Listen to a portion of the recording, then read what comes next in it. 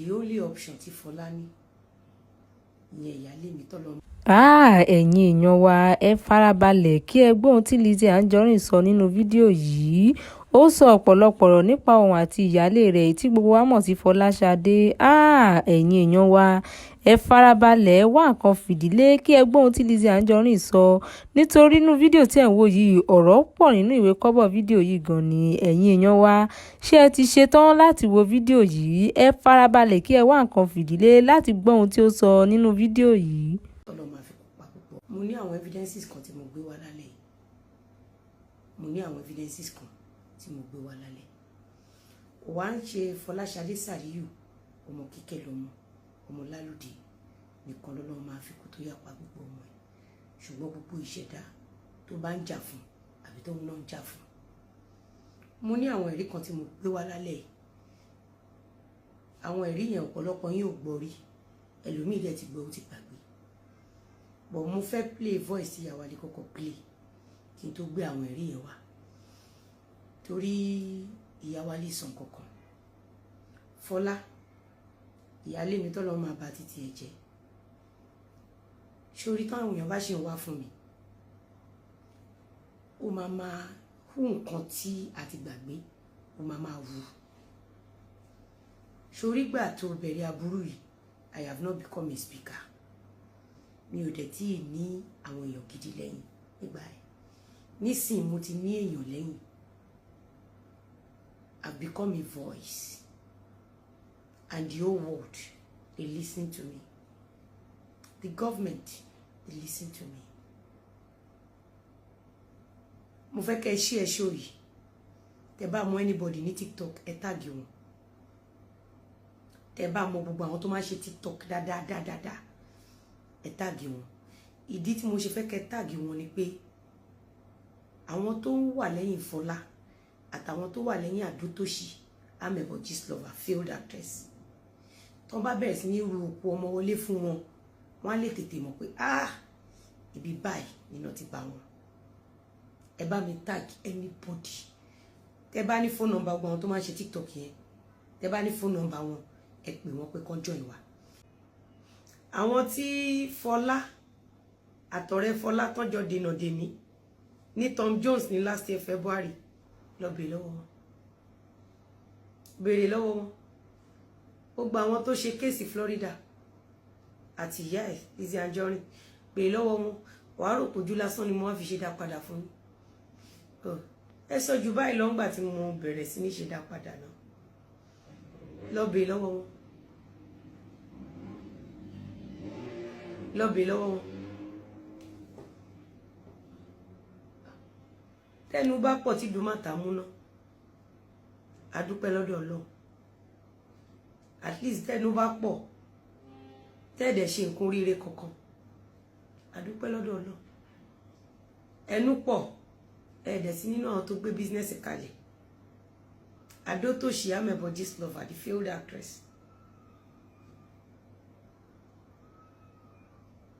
Tí a bá ń jẹ obìnrin ibi aṣọ ọrùn ẹ̀ náà ti máa mọ̀. Aṣọ tó máa ń wọ̀ yẹn speaks a lot. Ẹ̀yin ò lè mọ̀ tó rẹ̀yin ò kúrò nínú ayé. Ẹ̀yin ṣì ń yàgbẹ́ sára nínú ayé. But fún àwọn tó lọ́pọlọ tó dẹ̀ ga nínú ayé, wọ́n mọ̀ pé ìyà burúkú ń jẹ Adótòṣì Amebo Gistlover. Ìyẹn failed actress. Bàrí bakú àgbákò yà ń jẹ. Bàrí bakú àgbákò yà ń jẹ. Bọ́ ẹ̀yin ò lè mọ̀. Ẹ̀yin ò lè mọ̀. Ẹ̀yin ò lè mọ̀. Èmi ò wá ṣe show fún Dorcas níbí. Ṣé yín? Èmi ò wá ṣe show fún Dorcas. Mi ò wá ṣe show fún Dorcas. Òtítọ́ ọ̀rọ̀ lèmi gbé wá lálẹ́ pẹ̀lú ẹ̀rí, pẹ̀lú evidence ni mo gbé wá. Ó ti yé yín? Ẹ máa gbọ́. Ó ń dá iye àfọwọ́lẹ́ àṣẹ mi o tó bá mọ́ o ó ṣe mi o. Ó ṣe mi gan-an gbàmọ́ tó kù. Wọ́n ṣe ní àràkọ́ àwọn ìyá wọn lè ṣe mi torí sí àtàwọn ọmọ yẹn ní wà nígbà kan ṣùgbọ́n nǹkan tí Sọjí sọ because lọ́jọ́ tí Sọjí ń ṣe show yìí Fọlá wà lórí show pẹ̀lú ẹ̀ tí Fọlá pè wọlé lọ́jọ́ tí Sọjí ń ṣe show yìí.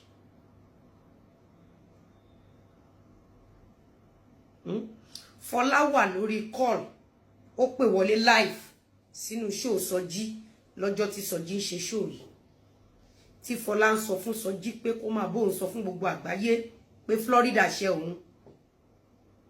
Tẹ́ bá dẹ̀ wo time tí Adótòṣì Amebo Gistlover ìyẹn failed actress tó máa mọ sàárè gbogbo ọmọ ẹ̀.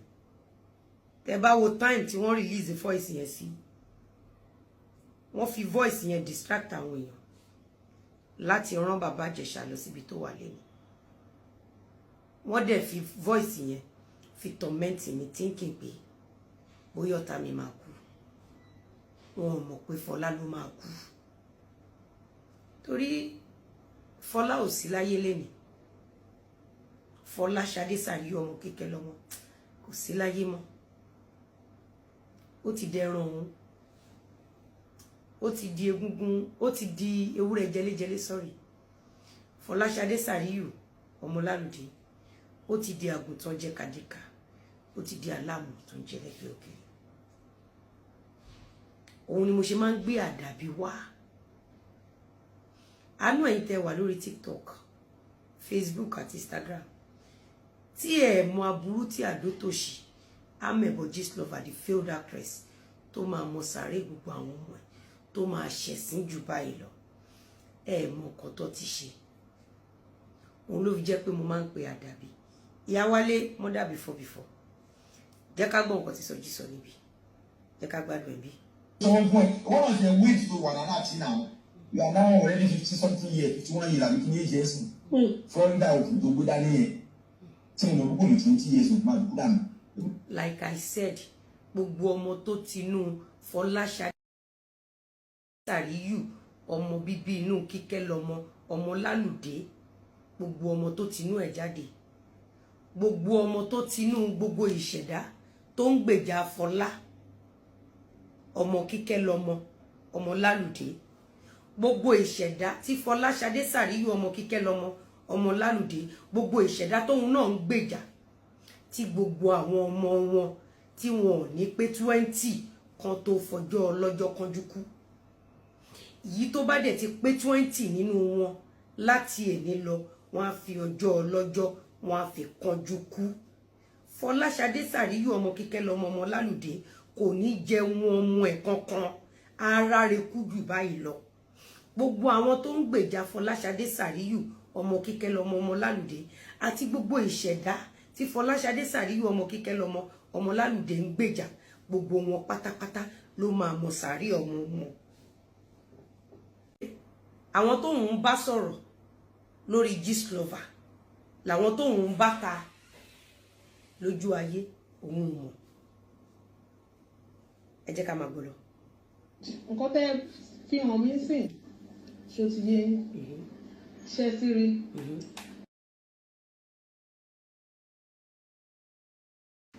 Mi ò wá láti drag Lizzy Anjorin. Mi ò wá láti wá drag anybody. Láyé pé mo need help ni pé mo go through nǹkan àwọn. Òun lọ kò mọ̀ pé Gistlover náà ló ti òun. Ó yẹ yín kóun lọ pàdé òun ní DM. Ó lóun kọ̀ wá bá wọn pé ṣé òun lísìn máa gbọ́ o. Máa gbọ́ o. Àwọn nǹkan tí mò ń go through pé mo ò dẹ̀ níṣẹ́ lọ́wọ́, mo need help, mo need owó láti fi bẹ̀rẹ̀ business. Òun mo ṣe next. Ẹ dẹ̀ má gbàgbé pé owó bisikíìtì ni wọ́n ní kí Fọlá lọ béèrè lórí owó bisikíìtì náà ní kó lọ béèrè láti fi rí dínkù wa, láti lè wá bigger story, láti fi cover case bàbá Ìjẹ̀ṣà kí Ìjẹ̀ṣà lè lọ sẹ́wọ̀n, àti láti fi hàn ọ̀tá tèmi lè mọ̀ torí mo ṣẹ̀ṣẹ̀ bímọ thinking pé bóyá ọ̀tá mi máa kú. Ẹ máa listen sí, ẹ máa gbọ́. Message yẹn wípé kankan gbogbo àwọn nǹkan tí mò ń go through ni. So now tí nǹkan tẹ́ sẹ́yìn sí mi òun ni mo ṣe máa sọ àwọn nǹkan tí mo fẹ́ sọ yìí. Ṣé ti rí? Ṣé rí nǹkan tẹ́ rí tí wọ́n tẹ́ fi hàn mí lóòótọ́ ni wọ́n fún mi. Ó jẹ́wọ́ fún Gistlover pé gbogbo evidences yìí tòótọ́ la fún òun nígbà tèmi gbé ẹ̀rí fún Gistlover tí mo dẹ̀ threaten Gistlover pé Gistlover image ẹ máa lọ sí Gistlover wá send the voice sí mi Gistlover ló send the voice Fọlá sí mi pé she has admitted pé tòótọ́ la fún òun mo wá sọ fún Gistlover pé kí Gistlover lọ post audio yìí fún gbogbo àwọn tó ti ṣe èpè fún gbogbo ọmọ tó tara Fọlá jáde nítorí bí Fọlá ṣe sọ pé òun ni Lizzy Anjorin fi ọkọ ẹ̀ kò sówó lọ́wọ́ òun wówó bisikíìtì wọ́n bẹ̀rẹ̀ ní ṣépè fún gbogbo ọmọ mẹ́rẹ̀ẹ̀rin tó tara Fọlá jáde tí Fọlá máa mọ sàárè wọn wọ́n bẹ̀rẹ̀ ní ṣépè more than 9,000 èpè ni wọ́n bẹ̀rẹ̀ ní iṣẹ́ fún ọ̀tá ọmọ tuntun yẹn ẹ má gbàgbé pé lọ́jọ́ tí mo bímọ Gistlover post ọmọ yẹn ó rán Wálé Bouncer kó ṣe fídíò call pẹ̀lú mi a ṣe Wálé Bouncer tó wà l'Amẹ́ríkà a ṣe on screen video conversation wa pẹ̀lú ojú ọmọ òkókó yẹn the same thing ni Gistlover ṣe fún Davido lọ́jọ́ tí Chioma bíbejì so nígbà tí Gistlover tó wá post kíní yìí àwọn èèyàn wá bẹ̀rẹ̀ sí ní ṣépè fún gbogbo ọmọ tó tara Fọlá jáde tí Fọlá máa gbé sin ṣé explanation mi ti ń yé yín nígbà tí mo wá sọ fún Gistlover pé Gistlover ṣé o mọ̀ wípé mo ṣẹ̀ṣẹ̀ bímọ ní ẹ̀jẹ̀ ò tí dá lára mi tí mi ò bá fi ẹ̀jẹ̀ ọmọ yẹn tí mi ò bá fi gégùn fún ẹ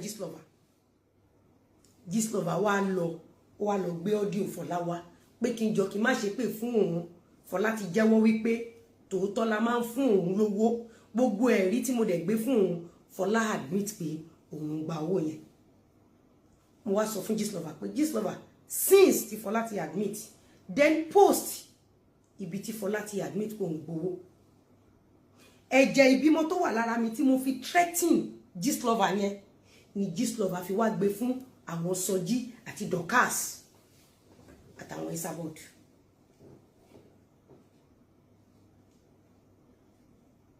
ṣé ó ti clear sí yín sìn dá sí kéèsì tó wà nílẹ̀ kan fi bàtọ́ mú ẹ kan fi ránṣẹ́ sí ẹ kó o pàdé ọmọ ẹ mọ́ṣúárì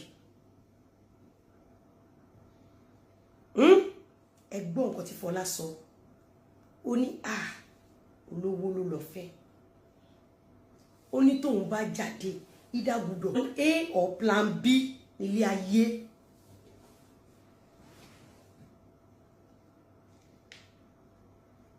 ṣọ́ọ̀bù tán ká mi mọ́ ní Dùmátà àwọn tó fẹ́ pa ọ̀tá mi wọ́n wà lẹ́nu ọ̀nà wọ́n ń retí kí n jáde kán dẹ̀ pa ọ̀tá mi lẹ́sẹ̀kẹsẹ̀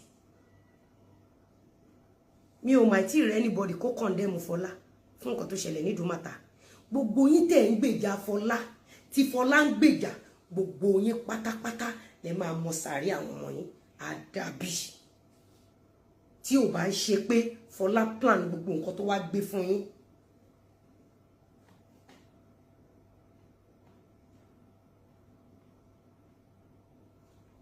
you make sure if you keep quiet how would your world hear this one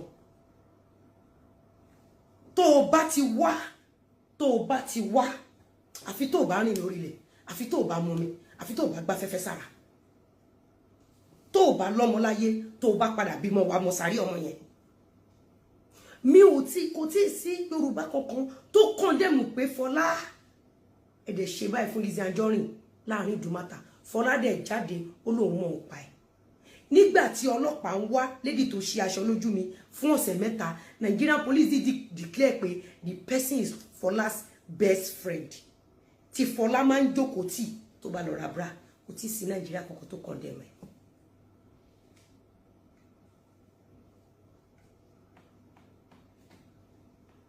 ẹ gbọ́ mi ó yá ẹ jẹ́ ká wá padà sọ́dọ̀ Sọjí ẹ jẹ́ ká máa gbọ́ ṣó Sọjí lọ.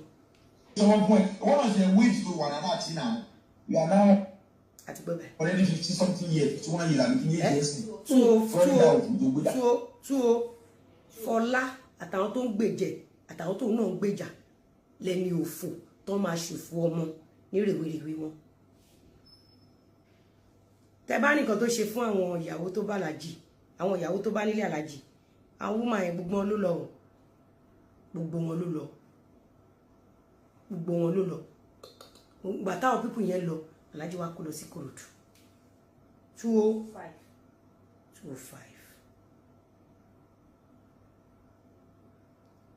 ibi sí 204 ẹ pè bàyàrá yín jẹ nínú yìí. ẹja àgbà sẹ́yìn dé wọ́n á wúlò fún ẹ kó lè wúlò fún ẹ.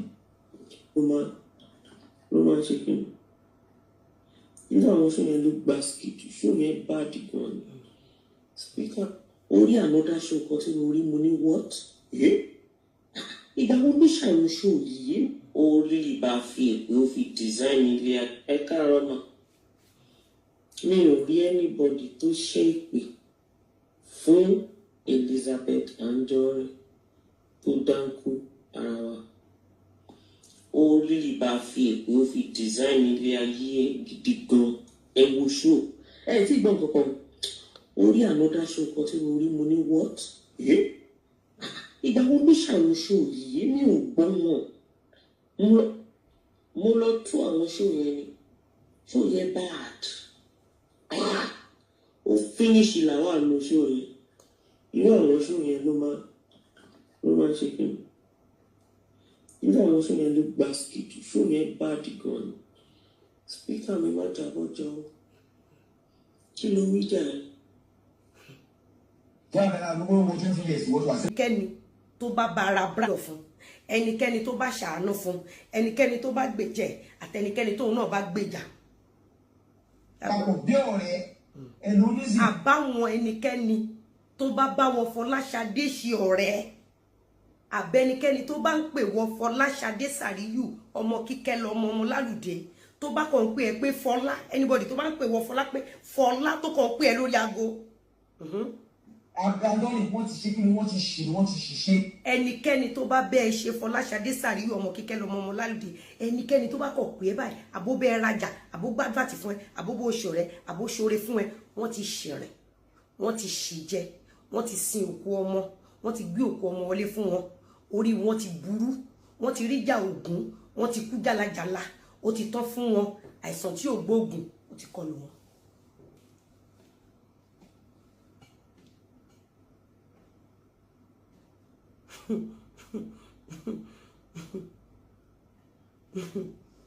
iṣẹ́ owó àdó tó ṣì Gistlover amẹ̀bọ Gistlover òun ló lọ consult gbogbo àwọn pípù yìí òun àti Fọlá wọ́n jọ wà ní.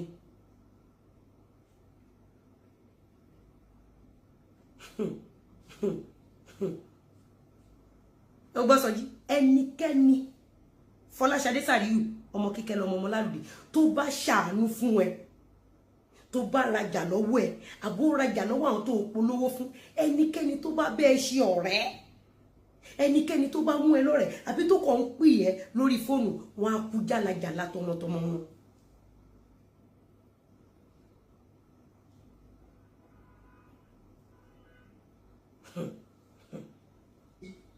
torí ègún ti wà lórí ẹ láti. torí pé èpè àti ègún ti wà lórí Fọlá òun ni ìyá Fọlá ṣe ìyá Fọlá Fọláṣadé Sàríyù ọmọ Kíkẹ́ lọmọ ọmọ Lálùdé bí ìyá ẹ ṣe kúrò létí wọn ò rí mọ́ gbogbo ìṣẹ̀dá tó bá ràn ẹ́ lọ́wọ́ àbáwọn tó mú ẹ lọ́rẹ̀ẹ́ àbáwọn tó ń ṣàánú fún ẹ bí ìyá ẹ ṣe rìn kúrò lé lọ ṣe máa kúrò lé tọmọtọmọ tọ́ọ̀ ní dárídì tọ́ máa bọ́ sọ́wọ́ agbára pa.